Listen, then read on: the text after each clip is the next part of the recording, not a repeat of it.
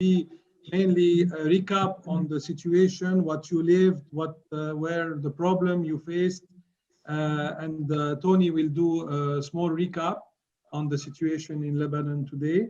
And then, most importantly, I would like to talk about the future. كيف فينا نساعد بعض? How can we help each other? How can we build on the post-COVID? What, how the restaurant business will change or not change after this crisis. So maybe Tony, you'd like to start. أما بنعمل برمي بس تنعرف حالنا. تفضلوا إذا كل واحد بيحب يحكي كلمة بس يعرف عن حاله. كريم. كريم شبقلو، اونر برجر كو، بيتزا كو، ديلي كو، امي بالاسواق وبفقره، واوبريتور لجولف كلوب ببيروت. نحن بيسكلي مرقت علينا كوفيد مثل ما مرقت على الكل. انا برايي هيك الديسيبليند اوبريشن تبع اكروس. لا بس خلينا بس برزنتيشن صغيره على كل واحد. بدي بلش مع توني لانه عنده شويه هيك ريكاب بيلون على الحاله. سوري. نائل حلواني, co-founder and COO of Tozers App. Thank you. Aline Kamakian, founder, owner of Mayrig Restaurant and Bachik Restaurant.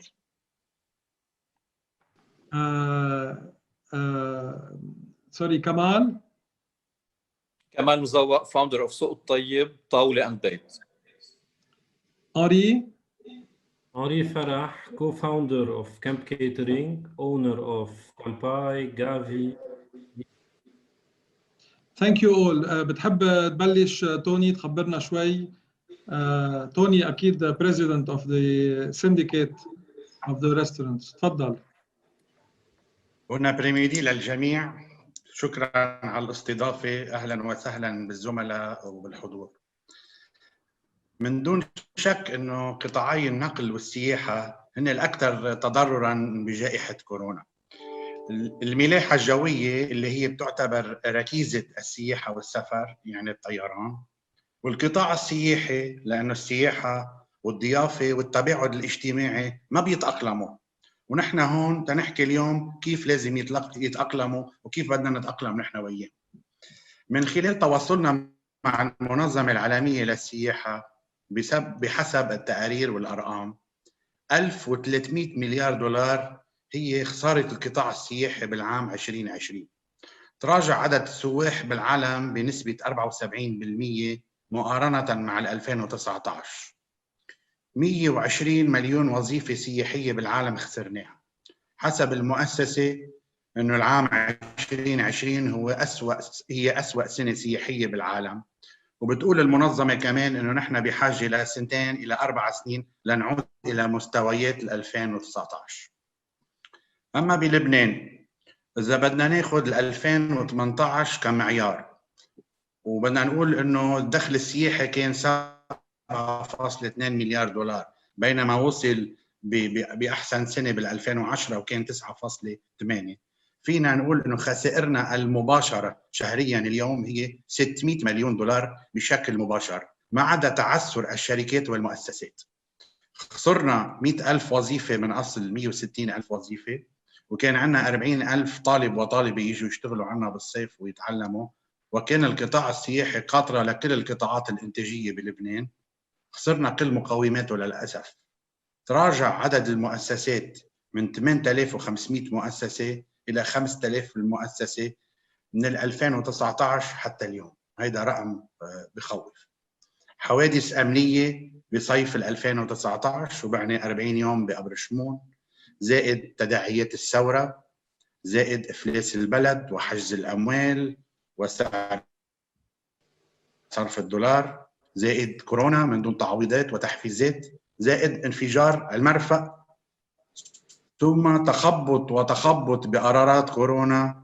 خسر لبنان كل مقوماته السياحية، وإذا بدنا نحددها تحديداً خسر سيولته، خسر قدرته الشرائية، خسر العامل النفسي اللي هو الأهم، خسر سعر الصرف اللي ما عدنا نعرف كيف نشتري ما بدنا نبيع، واليوم عندنا حقيقة نأزة كورونا وهذا اللي نحكي فيه.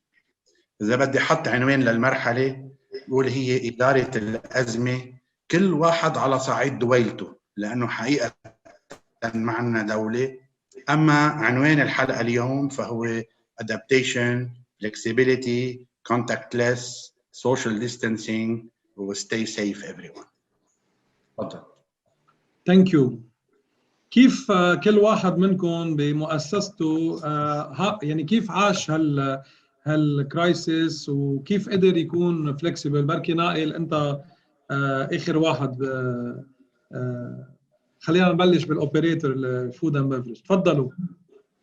آري تفضل. بالعكس بالنسبة لنائل بعتقد كان بيج سبورت لنا بهيدي المرحلة أكيد، وخاصة إنه وسعوا كمان وجابوا سيارات وخلوا هالمطاعم تقدر توصل لمناطق أصلاً ما كانت عم توصل لها، وسهلت إذا بدك العملية الكونتاكت بين الزبون والدرايفر، صار بيدفع التليفون، يعني عملية الآب كلها والبوبولاريتي تبع الآب ونجاحها تبع نائل ساعدتنا كتير.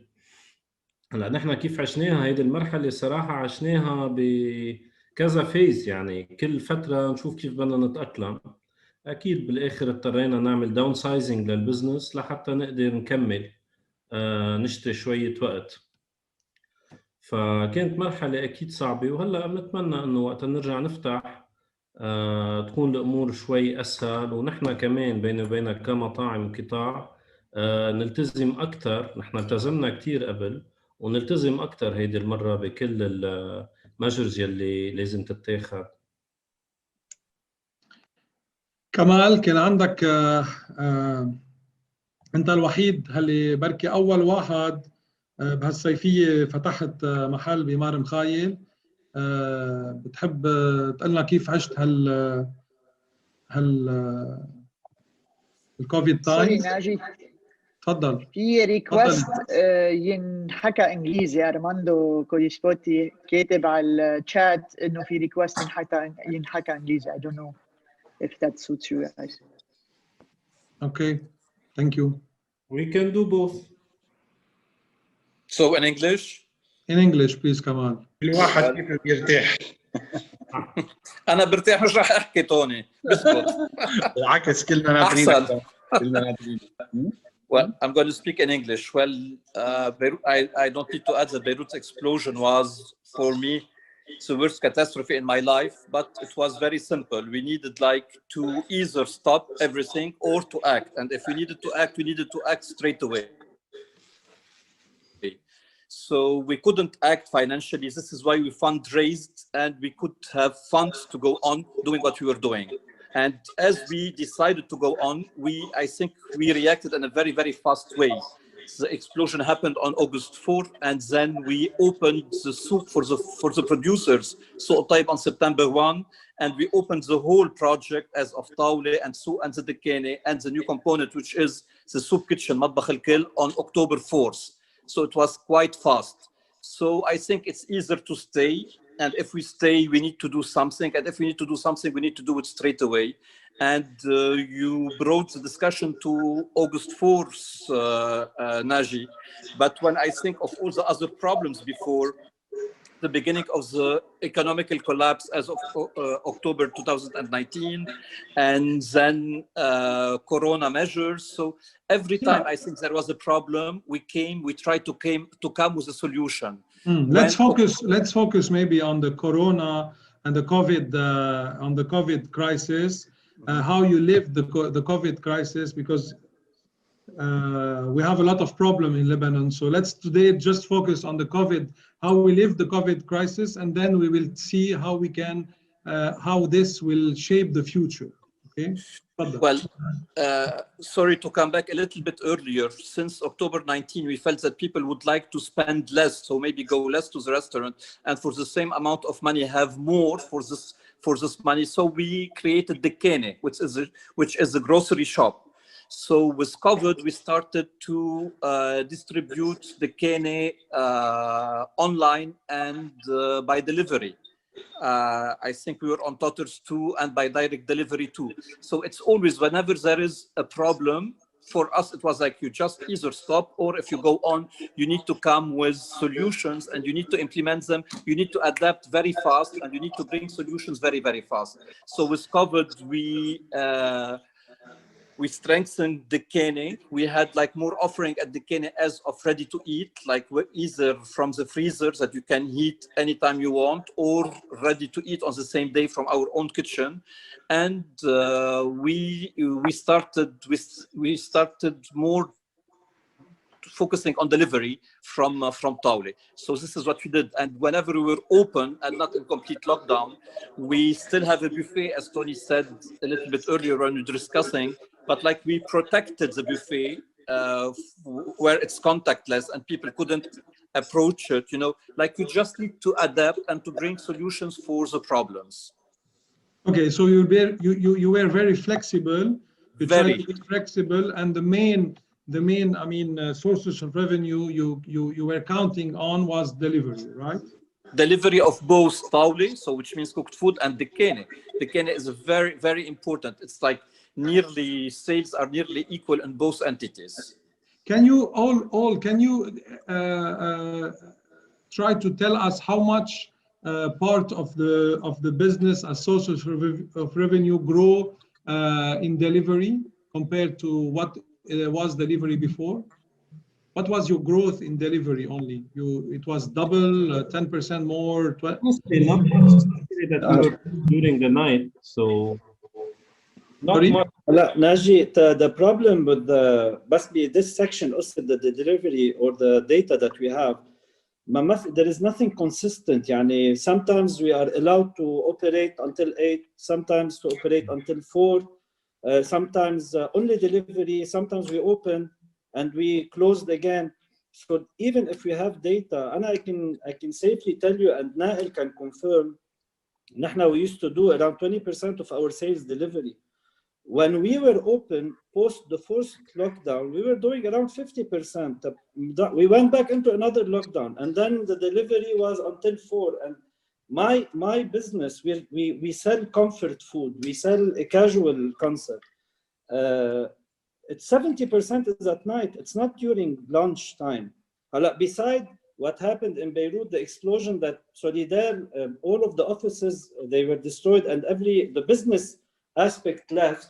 So we were hit at lunch and we were closed at dinner. Really, but today, yes, definitely have data, but I don't think it's a consistent data today to know exactly how, but delivery increased, of course it increased. Alana, just to tell you my part of things, I wanted to say, and I can say it on behalf of everyone, no one prepared us for the magnitude of what happened. And I'm saying purely on COVID things. I'm not talking about Lebanon politics or the explosion. And unfortunately, we don't have any support from our government. We had to learn from day-to-day operation. There is something very important that I want to send across the board. The COVID disciplined our operation and made us more efficient. Definitely, as Henri said, the revenue fell down and we had to reduce our workforce. But whoever was left with us became more efficient, and he started working more, and we started working under pressure. So you have a team of 100 that became a team of 40 that are doing what the 100 used to do. We definitely search for other sources of revenue by managing other F&B. In our case, when lockdown happened and we opened in the mountains in Fa'ra, delivery was not enough. So we had to actually go to people's house. We started doing the catering inside people's house. And this goes for everyone. We started grilling burgers inside their houses. People were more at ease accepting that the team go to their house and grill than to do delivery. Today, I'm not sure this option is valid anymore because we are really hit by Corona and people are more worried to bring in anyone to their house. But do we know what to do? We will know. Every day is a new day, and every day something new will happen, and we will create solution. And if we go back, a year back in time, and you will tell us, guys, this is what you will do as Henri or Nael or Aline or Kamal, هنقول لك no way, ما معقول. Or حتى جو قبل شوي كان معنا مع كمال انه would he had invested 2 million in a restaurant, I'm sure it wouldn't have been the case. So today whatever we did is a solution that worked for us on the short run. Yani we're managing a crisis and we are surviving in this crisis. Is money an aim for us? No, it's not. Survival is an aim for us. Paying our employees is an aim for us. Paying our suppliers is an aim for us. Mind you, all of us in the restaurant business, we used to buy from suppliers on a credit note. Today we're buying everything cash. We went back to whatever we sell during the day, we take it as cash. We pay our employee, we pay our supplier, we pay our expenses. ونقول الحمد لله. When we go sleep, the next day is a different day. Yani sometimes, and even when I'm sitting with you, how are you guys doing it? I tell them the same thing. I don't know how I'm doing it. Today I'm good, tomorrow I might not be good. I don't know. So really, there is no planning. There is only one thing, I wanna share it. Really, with this COVID, we went from individualism into collectiveness. Yani today, a long time ago, before COVID, pre-COVID, when a product is delivered home and it has a problem, usually بتخانق مع نائل. It's your problem, your driver, no, it's your kitchen. Today, we don't have this problem anymore. ومعلش أنا بدي أقولها بوجه لبريزيدنت توني رامي إنه because we have an ABI, we became one group that complement each other. Today, from our suppliers to our packaging suppliers, to our kitchen, to our delivery partner, to the client, it's a chain. All of this chain should be efficient, not to transmit any disease or any COVID or anything. Any one of this chain, بيصير في غلط معه, the whole chain falls. So Anna today, صفي أمرار, if there is a problem with the delivery with Totters, for example, I start defending Totters. There is a problem with Totters, there's a problem with, nobody knows. It's a chain that will fall. So really we went from being individualistic, كل واحد لحاله, into being a group of people gathered under a powerful نقابة that is trying to do as much as it can. ما بدي مش عم بيض وجه قدام توني صاحبي من 30 سنة. بس عم قول at the end of the أنا صار لي in the business between here and outside for 20 years. ما بحياتي بعرف شو نقيب مطاعم ولا إنه عنا نقابة مطاعم. لا, today I know. Our partners, the delivery partners are يعني هلا they came at the right time to help in doing what we're doing. Thank you, Karim. Tony, as a president of the syndicate, I have a question here online. Someone is asking, are you helping the restaurants and pressuring the government to increase the delivery time? عم بيحكي هلا كريم انه بالليل ما كان في delivery وهيدا this is the time that he was selling the most. So as the syndicate, are you pressuring the government to let this delivery performed at night? And what is the result? بعتقد انه خلال السنه اللي مرقت عدة مرات تدخلت النقابه. وقتها بمارش بلشنا من دون ديليفري، قعدنا جمعتين من دون ديليفري، وبعدين حطينا بريشر وقلنا كل العالم بكوفيد كان معتمد على الدليفري، وبعدين فتحنا القطاعات عدة مرات، وفتحنا قطاعنا بعد برمخايل. كل ما يكون في اقفال جزئي واقفال مناطقي دخلت النقابه بعده مرات، وبقوه الشباب ومثل ما قال كريم في الاتحاد قوه، قدرت النقابه تحط حالها انه تكون موضع قوه.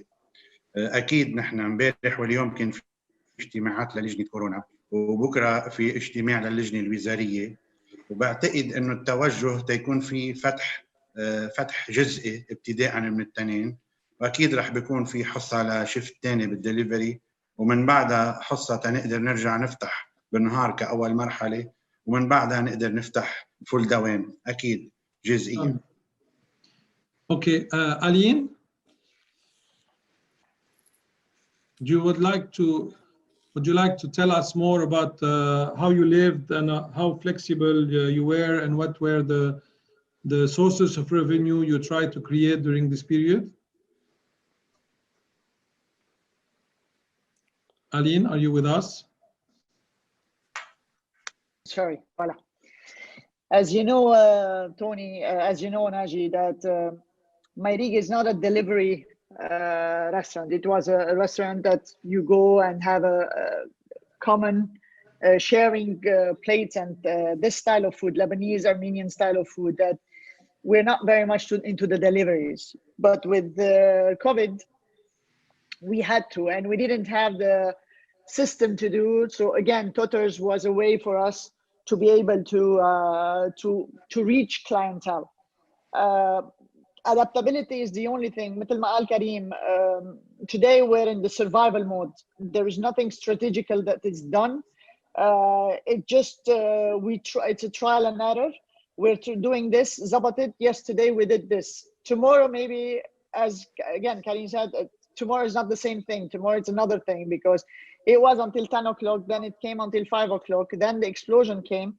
Then there is no one surrounding to deliver, so we started the frozen food. So we adapted.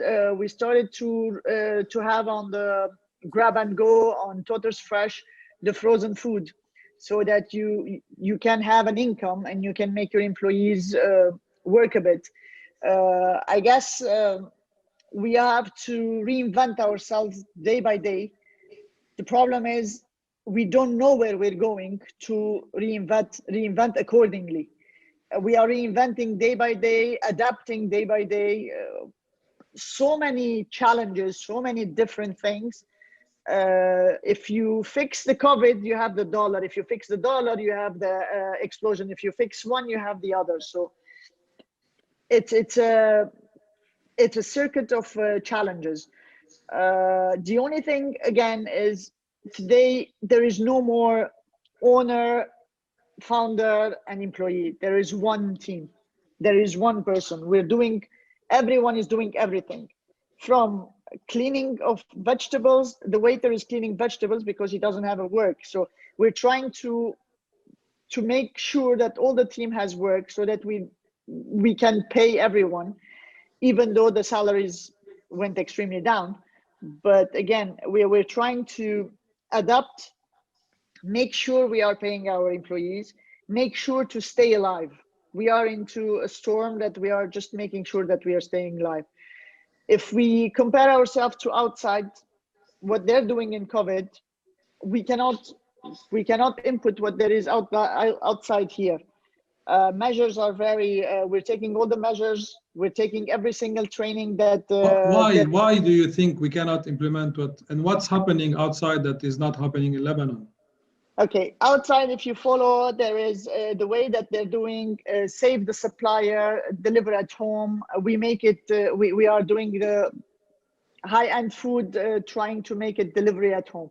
You have a backup, a kind of backup from the government, even if it's 50% of their salary and 20% of your rent and stuff. Here, you don't have anything. You are literally naked, okay? So you are in the position where you are the government for your employees or for your team. You have to come up with solution, and you have to give them a hope, a saving net. And it's very difficult to be able to do that, knowing that you are swimming, you don't know which way you're swimming. You know, there is no direction, there is no north and south, there is nothing. So for me, we are in a very big storm, and the most important is to stay alive and to just breathe. Okay, breathe, and then we'll see. No one is talking about money, no one is talking about profit, no one is talking about, just be able to have a cash flow to pay your employees and to be able to buy stuff. Yeah, today we're not able even to buy stuff. So COVID already put a high measure that you have to disinfect, you have to wear masks, you have to change your gloves, you have to change.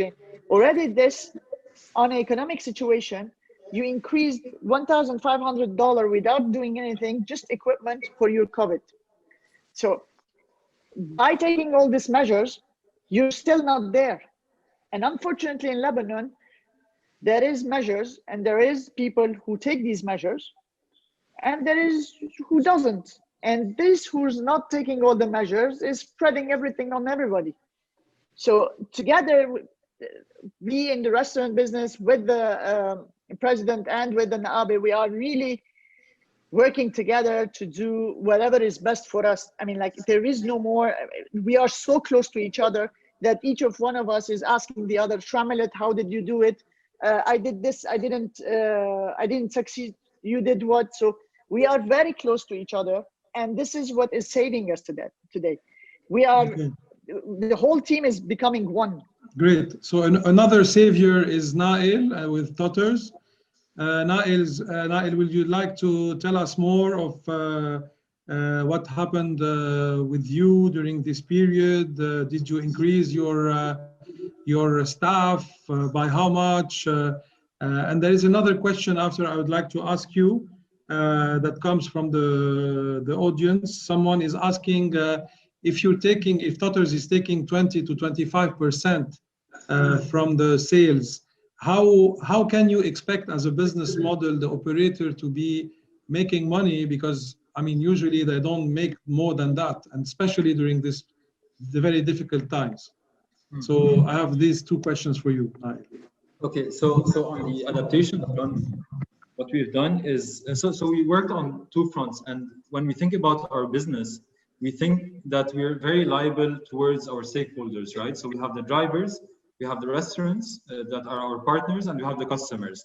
So when COVID started, we had to be very careful when it comes to safety measures. So we had to do a lot of random testing for our drivers, and we still do that till today, just to create a bit of confidence in the fleet that we have. And this was very successful in catching some COVID clusters among our fleet, and this gave confidence to our customers. But also, one thing that Ani mentioned, we opened new zones. So we started doing cross-zone delivery, mainly because the streets were empty because of the closure. So we started delivering from Beirut to Matan, Beirut to Kisirwan, by getting cars.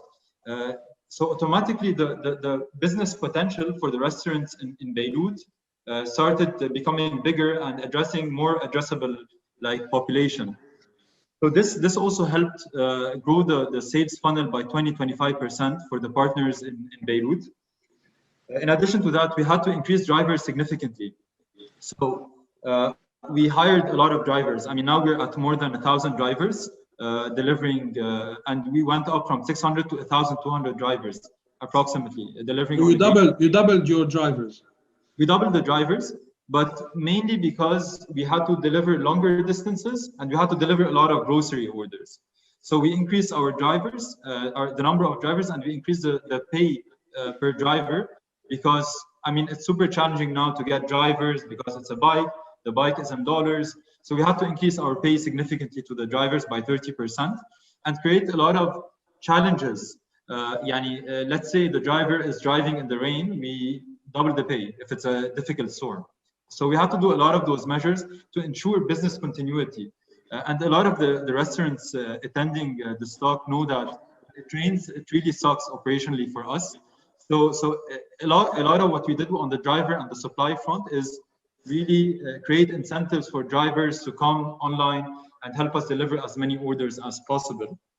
Also, what we did to support the restaurants, specifically when we became the main channel to generate income, we lowered the payment cycles. So a lot of the problems pre-COVID were, Totters pays once a month. Now we started paying more frequently. So we pay on a weekly basis or every 15 days. So we lowered the payment cycle significantly to support with restaurants' working capital. And finally, when it comes to the food front, we focused a lot on creating a value proposition that is more appealing to customers at home. So the home customers were cooking food instead of ordering from restaurants on our app or via the phone. So we started focusing a lot on creating promotional value propositions, such as discounts or loyalty program, or try something new for like a discount on your first order from Burger Co. or from other restaurants. Burger Co. doesn't do discounts. I know that. لا رح تزعلي انا سكتت ما حكيت شيء. But I remembered Amy calling me and yelling at me. So this is on the food front. One last thing on the food front, we also started adding more high-end restaurants to Toters that wouldn't come on Toters otherwise. Yani we added like a place like Happy Prince who wouldn't come to Toters pre-COVID at the time. So this is on the food front. On the diversification front, we focus a lot on grocery and retail. So grocery, we started our food, like our grocery delivery network called Toters Fresh. And then we started adding some of the merchants that work with us into Toters Fresh. So Aline, for example, added her Myleek products into Toters Fresh. Meet the Fish Home added the retail products into Toters Fresh. So this way we created some diversification. Tony, sorry, please. One more point. We also added we had an incremental focus on retail delivery. So we've added a lot of jouet places like Jouet Club, but also we added ICOS, which helped us increase our penetration in the market.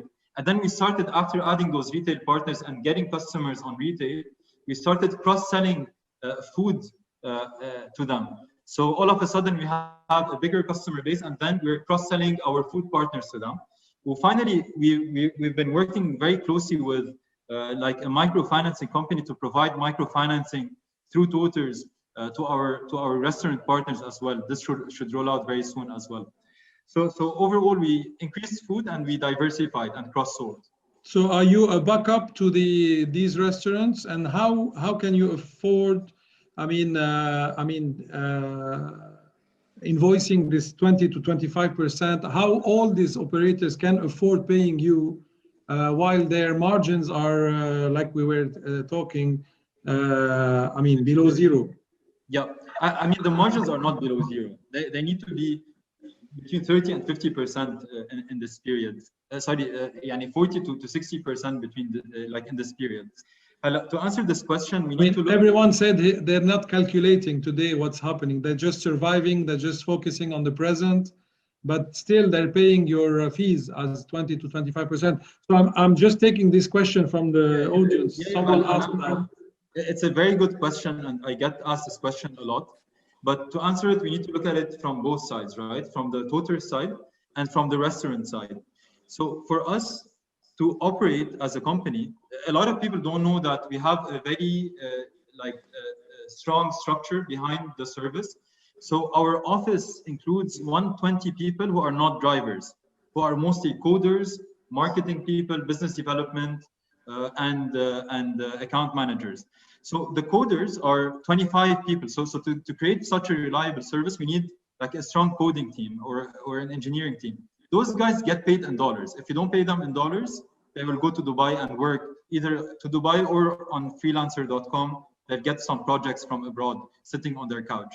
So already we have a very heavy cost structure behind the service that is already increasing our OPEX. This is one. The second thing for Toters is to generate all this demand.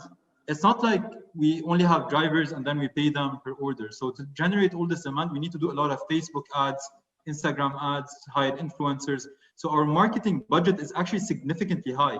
So part of this 20 to 25% is actually to generate demand on behalf of the restaurants instead of them putting money on Facebook ads and whatnot. So, and the Facebook ads is still being paid in dollars for us as well. Let alone the influencers, they only get paid in dollar check and whatnot. And finally, a lot of our cost structure today is still in dollars. So we pay our Google Maps, basically to route the driver, in dollars. We pay our Amazon Web Services for the servers in dollars as well. So having said that, we have a lot of cost to run the service, and a lot of it is still on the dollar side. Having said that, also if you look at the partner side, I mean, 20 to 25% is considered a lot, but if you were to run your own delivery channel, so instead of if you look at the delivery as a channel on its own, it would cost you to run it on your own between call center, logistics, marketing and customer care for bad orders and whatnot, it would cost 17 to 20%. And this is based on a big chain in Lebanon, like the biggest chain in Lebanon. Their delivery channel is 17 to 20%. So one, we're trying to pay our cost structure, but two, this is the cost of the channel. The same way a physical restaurant has a cost of channel, which is the rent, the tables, the utilities, and whatnot. So this is a typical cost of channel that is not significantly higher than it would be if they had their own drivers, basically. Tony, using Totters and using the delivery, can you do a Lebanese mesa table? Is it suitable for your kind of restaurants? Aline said it was a little bit difficult, but maybe you want to say something about that. أول شيء خليني أعطيكم شوية أرقام عن الدليفري. بال 2019 كان معدل قطاع الشراب والطعام 70,000 اوردر بالنهار، وكان معدل الطلبيه 25,000 ليره. بال 2020 كان معدل الطلبيه بالنهار 33,000 طلبيه، وصار معدل الطلبيه 45,000 ليره. واكيد هيدا التدني من 70,000 طلبيه ل 33,000 طلبيه جاي من وراء الكوفيد ومن وراء التخبط بقرارات الدوله، افتح ولوك داون وسكر بكير والمسعى اللي قدرنا نسعاه لنقدر نفتح نحن شيفتين. تقريبا زلنا بعدد الاوردر بين 2019 وال 2020 من 70,000 اوردر يوميا الى 33,000. فور اكزامبل ديسمبر لانه كان عندنا شيفتين كان عدد الطلبيات بمعدل 50,000 طلبيه يوميا. اذا بدنا نعمل احصاءات فينا نقول انه 60% من الطلبيات هي مباشره من المطاعم، و40% هي اونلاين، زوماتو، توترز، وكل الاونلاين الباقي. كمان فينا نقول انه 30 ل 35% من بالعاده الطلبيات بتكون بالمساء، انما اليوم نحن اللي عم نشوفه تدني بشغل الدليفري عم بيكون من وراء لوك داون، لانه اليوم انت وقت تكون عندك دليفري بس للساعه 5 بالعاده العالم تطبخ بالنهار، ولو كان في دليفري بالليل كان اكيد تحسن عدد طلبياتنا. بالنسبه للمطبخ وبالنسبه للارقام اللي كان عم يحكيها نقل، بعتقد هي بعيده عن الحقيقه، ولو اصحاب المطاعم عم يرسموا باندال حقيقيه كان ال 20 وال 25% من الدخل رقم مش واقعي، انما يمكن المطاعم اضطرت اليوم تعمل دليفري وما عندها ستراكشر ريدي، سو مضطره انه تاخذ سند من توترز او زوماتو او شركات اونلاين. بالنسبه للمطبخ اللبناني ديبيندز، اذا كنا عم نحكي عن كاجوال دايننج مثل ديوان بيروت او مثل امي او مثل بوبوف ليتس سي، اكيد الدليفري هو بوش كبير، ولكن اذا كنا عم نحكي عن الاكسبيرينس اللبنانيه الحقيقيه يعني مثل منير ومهنا والى اخره not suitable for delivery at all. اوكي، اليوم عم نشوف انه you are surviving, you are focusing on the present, you are focusing on the survival mode. We know that a lot of restaurants closed and they did not even bother open. So أول شيء يعني congratulations, because you are you are really the champions of this industry, and you are managing this day to day with very. How do you see the future? How do you see after this crisis, after the Corona and the COVID crisis? How do you see our industry? Do you see some changes that will, hygiene changes, maybe delivery changes? Do you think this growth in delivery will remain the same? Do you think we will have problems to, bring the people back to the restaurants?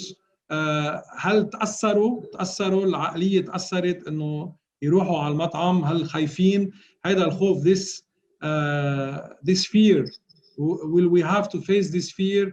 How do you foresee the future after the COVID? Kamal, maybe you want to say something about that? But you already told me that there are things I can say, others I cannot say. How do you want me to answer? Which part? So, Nashi, obviously there is, after the COVID, period, because we cannot say nothing happened. what happened today is, I think, nothing happened like this in the history of mankind. Obviously, we had plagues and pandemics before, but not on the scale, and the world was not connected and linked as it is today. So there's definitely something as of the post-COVID. People are going to be afraid. People would like more to eat at home. I'm in Paris now, and I'm enjoying a lot eating like the best food of restaurants at home. I don't need to go to the restaurant, take a taxi, sit there, make a reservation. I can have the quality at my own house, which is great. You look around, you see more and more shops that go straight to the point. You know, there's no decor. Mainly it's the grocery shop. It's like from producers in the region, not far. It's local production, it's seasonal. So for sure, there is a difference in what will come after. Just after, there's going to be a boom, that's for sure. People are going to maybe run again for what they missed for such a long time. But in the long run, there are going to be definitely changes, as I was saying. But in Lebanon, it's not only the COVID issues, there is the other problems that I don't have the right to talk about, which are the political problem and the economical problem, because we are in a touristic field, and tourism cannot thrive on a non-secure or unsafe place. You know, people are not coming to a place to have a kidney transplant or something important. They are just coming to have fun, whether you are a foreigner, and if you are a local, you have to have the you have to want to go out first of all, and you have to have the means to do it. So the problem in Lebanon is very, very big. COVID is all over the world and the universe, but we have a bigger local problem, in my opinion, which is the economical, which is not economical, which is the political problem. If there's no change, in my opinion, there's no future. Ari, do you have do you see something changing after the post-COVID? Actually, I disagree with Camille. I think people are looking forward to going out to restaurants, to be in busy places, to have fun. It's not just a matter of food, it's a matter of having fun. So eventually, people will start going out again, that's for sure. As Aline was saying at the beginning, now it's the time where we have to be patient, we have to wait, we have to deal with every single problem as it comes until we are basically COVID free, let's say, and people can start behave like before. Aline? Well, look, there will be two kind of population. I think there will be the kind of population that they are extremely afraid. Like, remember when we have explosion in Lebanon? You had people that they are afraid, they don't want to go out. And you had people that living day by day. So we will have two kind of people. We'll have people that will go out, okay? And these people, is it enough? Already we have in an economic situation that the purchasing power and is diminished. So we'll have two kind of people, one that will go out and one will deliver. Yeah, this is a provision, but I mean, how do you prepare yourselves? Exactly. Yourself, how do you prepare the post-COVID? For me, the most important is it's data and technology these days. We have to know better our client, and we have to run after our client. Yani we have to go to their home if they want, their picnic area if they want. We have to create how to arrive to their location. Delivery, catering, ready-made food, bikini, Instagram. These are the methods for me to be close to the client, to be genuine with them, and to listen to what they want, because they are, after all, they are the one who decides what we want, what we will do. My job today is listen to them, and to stay alive, and to save my client, save my population, save my employees. Because opening a restaurant today, we have a big responsibility. We have responsibility to protect our team and to protect our client. And we are, at the end, we are business owners. We're neither government nor things. We are following the rules, but not everything is very clear. So we have to create, daily we are creating new ways to to deliver and to arrive to the client needs. And they are getting very, very fast. بيزهقوا. Very fast. Thank you. Nail, someone is worried about your business. They are asking if Totters will survive the post-COVID crisis. That's a very good question, actually, because when the country opens up, our data shows that basically a lot of the demand shifts to offline. So we see it very clearly. Whenever there is an opening, a lot of the delivery goes to offline, which is a good news, because if our partners have like a direct channel with direct restaurants coming to the store, they'll be more comfortable financially and they'll be able to create more. So we actually like being post-COVID or being COVID-free, just because the partners will be more comfortable conducting business and they'll have a better financial standing. Having said that, I wouldn't worry about the business, just because delivery will still exist the same way it existed pre-COVID. It will exist post-COVID as well. I just think post-COVID restaurants dine-in will increase significantly and will go back to previous levels. But also post-COVID, we need to have the right value proposition, whether it's the restaurant business or us as a platform. So we see today, based on the data, that a lot of the customers are moving to healthier options. So the people who used to eat like comfort food, now that they want to eat more salads or more proteins or more just healthier options. So there's a big move to that. There's bigger move to simplicity and going back to the roots when it comes to ordering simple things rather than things that are super complicated. And also a lot of the customers, I mean, this is related to the economic crisis in Lebanon, but we also see it in Iraq. A lot of the customers are being more price sensitive and they're trying to get their hands on offers, even customers who are usually not so price sensitive. So having the right value proposition from healthier options, simpler and cheaper would be important for us as a platform. And finally, also our focus on digitizing delivery and making more and more of the delivery digital will remain the same. So I wouldn't worry about us. Like, I would be happy just for the restaurants will have another source of income that is stronger, the other channel, which is offline. Karim, do you agree? I do agree, and I want to add to Naez, I believe delivery or servicing client at the comfort of their home is here and will stay and will remain. They say not out of philosophy, but they say a habit, it needs 21 days to sink in. نحن صرنا سنة بكوفيد. أنا on a personal level, I wouldn't go again to a supermarket. I'm ordering my groceries through an app, and it's amazing. It's great. It's doing good. I just want to add something. The COVID made us. يعني نحن as a restaurateur, we used to provide three pillars: food, ambiance, and service.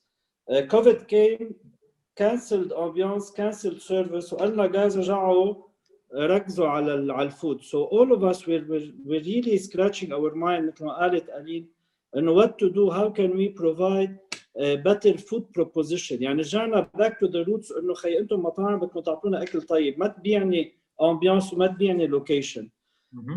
So this is what we're doing actually now, and this will not go in the future post-COVID. So I believe again كمان مثل ما قاري قال أول ما بلشنا we want to see what our client want. هلا كيف how will our client behave post-COVID? We will react to it, but at the end of the day, clients will dictate for us. We will open our venue, and people definitely post-COVID wants to socialize. But today, if I'm able to take only amazing food and consume it at home, I would say, why would I want to go to the restaurant unless I'm meeting someone, unless I'm bored, I wanna socialize. But the accessibility that we have today of having anything we want at home, I'm talking as a client now, I wouldn't let it go post-COVID. A lot of people are asking you operators, why don't you create your own delivery system rather than working with a platform like Totters? Do you think this will increase and how are you surviving paying this money? We asked Nail Totters, we did not ask you guys, how do you do with your P&L? Naji, let me tell you about my experience, because نائل يعني أنا صرنا عم نشتغل مع Totters since they started. We as Burger Co, Pizza Co, Deli Co, and Ummi, we have our own delivery. We have our own delivery guys and our own delivery system. When Totters came in, they came in with the proposition which succeeded of adding delivery client. مش إنه هلا at the end of the day صار في شوية hybrid. Some of my clients صاروا على Totters, صار أخذهم هو. بس definitely a lot of clients that I didn't have before came through Totters. Anna, before, when we started with Totters, and I have these numbers because these are pre-COVID and explosion. We used to deliver from the delivery, total delivery of the cause of all my restaurant. 80% was my delivery, 20% was Totters. Now we're almost at 50-50, if not 60% Totters, 40% that, but my delivery grew 3 or 4 times, you know, and this is how, yani, this is a successful relationship. We have an experience in London, Burger Co London, where we don't have our own delivery because delivery is not something that is was available back then. And we used to work with Deliveroo. They used to charge 30%, 29%, 28%. So today, because we have an option, yes, Totters started be whatever, 15, 18, 20, 24, but at the end of the day, I'm gaining from this relationship. It's not like I'm not gaining from this relationship, but we do have our own delivery, not only Totters. Naji, if I may. Hey, I was going to ask you, because you said you want to bring Myrick to the homes, Bachik to the homes, bring the chefs to the people, etc. So I felt you had something to say here. No, because why I am not doing the network of delivering since I came into this delivery zone, it's new in my sales. If you go back a year and a half ago to Myrick, my delivery or takeaway is not even 1% of my sales. Today we did the calculation. If I want to create today my own application, not everyone is ready to download 10 millions of application. If each restaurant has an application, okay, imagine your phone is full of application. And the second thing, I need to have an application. I need to have a data reader, marketing. I need to boost it. I need to update it. And I need to have a crew of delivery boys. If I do this calculation, it's going to cost me around 15 to 17% if I manage to do this kind of deliveries. So for one restaurant, if I have 1 or 2 restaurants, it's really not logic for me to have this investment to do. If today is Totters percentage high, like it's always, from my side it's high, from his side is low. We can never continue arguing in this. Is it saving today the situation? Yes, it's saving today the situation, because he's penetrating market that I can never imagine myself penetrating. So it's according to your today I opened Faqra. I call Totters Ana Faqra. If they are not open for delivery, I don't open Faqra. Today, for example, it's rain, it's snowing. I call Totters, are you open? No, I don't open my rig. This much I'm influenced. We lose on Faqra, by the way, just to support. I mean, we pay a lot to the drivers in Faqra. It's very difficult to go through the thing. So today, that's why I was saying COVID situation today is daily adaptability. Okay, you have to be very fast to adapt on your daily operation. And with Totters Fresh and grab and go and stuff, I managed to keep my central kitchen and to have my frozen food up and running and be able to pay my salaries. And the thing that he did for the payment of weekly, it was really helped so that I can pay the salaries or a percentage of the salaries.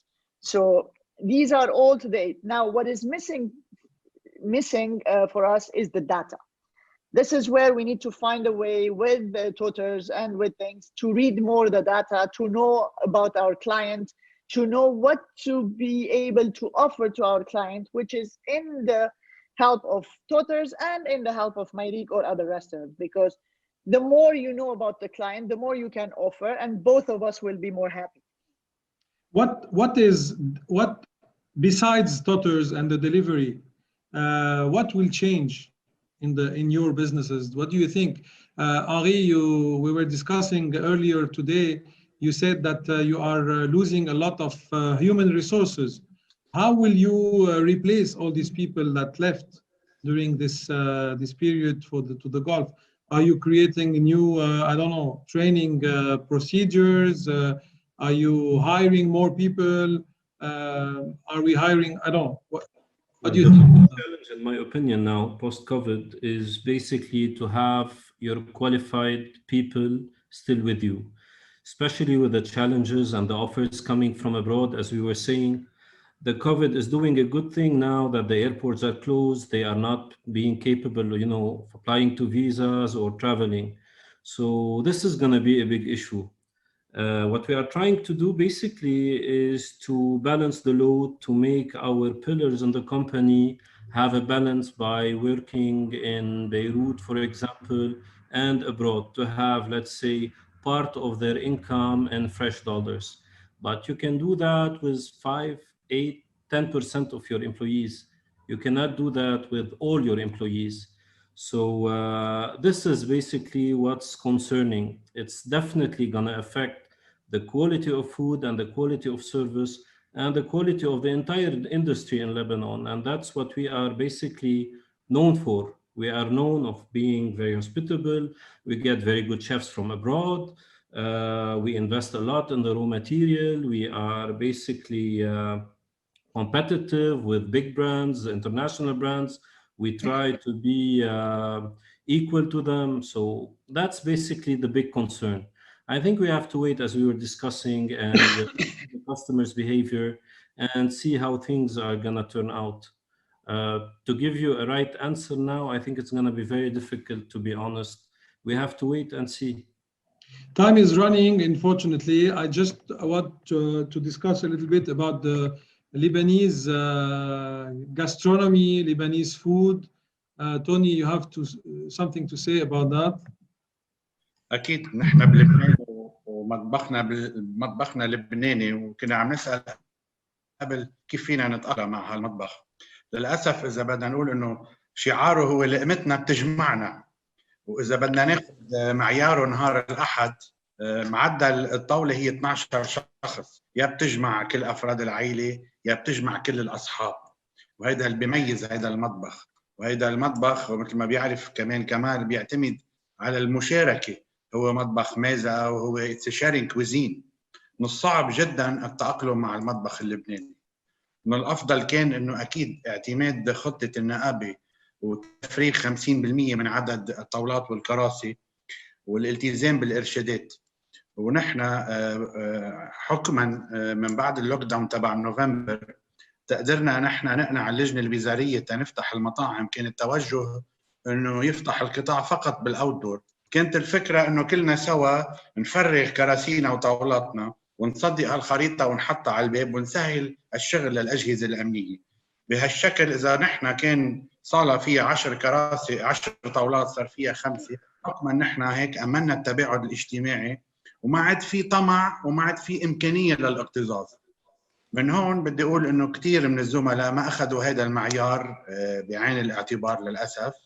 بس انا بعتقد والحضور باكد انه السياحه والناس هن توأمان لا يتفارقان، هن توينز.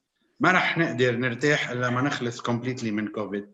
رح نجرب نتاقلم، رح نجرب نكون فلكسبل، رح نجرب نشتغل على ارشادات وقائيه، ولكن حقيقه ما رح ترتاح السياحه وما رح يرتاح قطاع النقل ويرتاح العالم ويرجع يصير فيها الانفتاح بين الدول بين بعضها الا ما تخلص كوفيد نهائي. بس توني، هل رح يتغير هاي الطاوله اللبنانيه اللي عم تحكي عنها؟ هل رح تتغير؟ It will adapt to the post-COVID era. أما لا, it is it's something that will stay and remain how it is today. اكيد انه هيدا ما راح يتغير. هيدا مطبخ بلش بالبردونه بال 1818، مطبخ اسمه مش المازه اللبنانيه، وصف الصحون. اكيد بده يبقى وبدنا نورثه لاولادنا بهالشكل. بهالظروف بدنا نقدر نحافظ عليه بالتباعد الاجتماعي وبتقليص عدد الكراسي والطاولات بالصالات وبالارشادات الوقائيه. كريم وكمال انتم موافقين؟ أنا بوافق توني، وأنا برأيي بالمطعم اللبناني there are a lot of things that we can still do. المطعم اللبناني is a traditional restaurant, it's a traditional way of eating, و it can be modernized. نحن شوي بأمي جربنا نعمل هذا الشيء، بس كمان بدي أرجع أكد على اللي حكيناه كلنا هون. بدنا ننطر مثل ما قال البريزيدور توني post COVID كيف الكلاينت تبعنا حيكون، ونحن وي ويل ادابت له.